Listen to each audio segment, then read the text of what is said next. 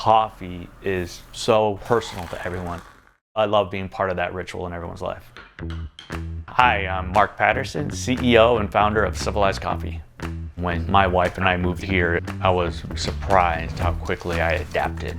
Squim is a very small town, probably less than 10,000 people. Thanks, Dan. Thanks, Belinda. Oh, you're welcome, hon. We were trying to find our niche in the coffee space, so we started testing instant coffees. I'm really good at finding products that are needed online. Espresso powder was one of them. So I'm like, there's a big hole here, let's focus on this.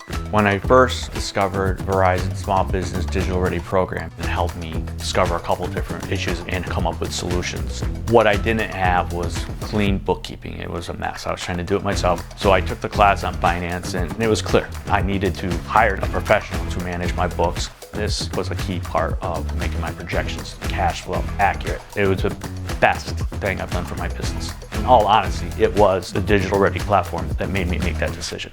We've expanded significantly from food service to wholesale to retail. This year, we're on track to grow our total revenue by well over 50%. At some point in my life, I wanted to be an international businessman. I'm like, wait a minute. I'm selling product throughout the world.